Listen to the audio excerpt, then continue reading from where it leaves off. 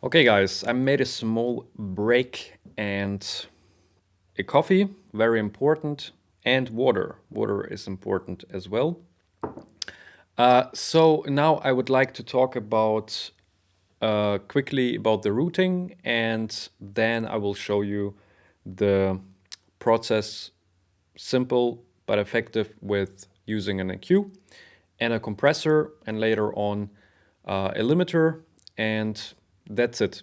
After it, your production is finished and you can start to shoot your drum videos without having any struggle, right? And when you have the time, you can start learning about EQ, you can start learning more about compression, you can start learning more about other techniques.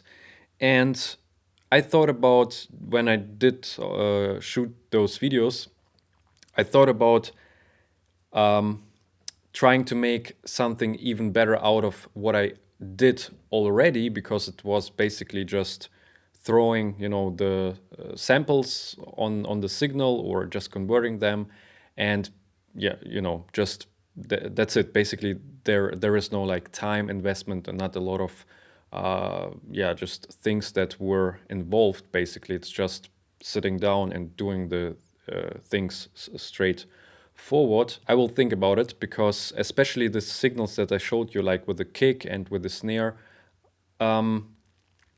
if you don't want to replace, or just want to try out how to get something out of it, even if it seems impossible, this could be something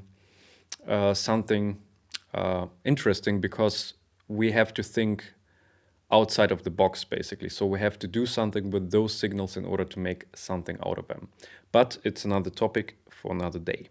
Okay, so the routing, I open up my mixing console, and as you see here on the left side, we do have the kick. And the first thing that we are going to do is we click on our samples, right? And we just convert them into audio. That's it. The same we will do with the snare. And we can just hide those signals and deactivate them, and that's it. So now we have the kick and the snare converted from the samples into audio, and we can make the kick, for example, dark, right, and black, and the snare whatever color you like. You do what you like. And now, as you see, that our kick and our snare here at the mixing console, they go to the drum bus. And the drum bus is basically the summing bus for your kick, snare, and your overheads, because your overheads first go to your overheads bus, and the overheads bus goes to the drum bus. And this will be another step from your all bus, from your drum bus, it will go to the all bus. And the reason for that is because when we open our senses your signal, your drum bus signal, that goes into a reverb, and the reverb will then go, if I switch it on, the reverb will then go to the all bus, and as you see here, the all bus is red, and then this all bus goes to the main bus, what we actually hear. Sounds complicated, it isn't.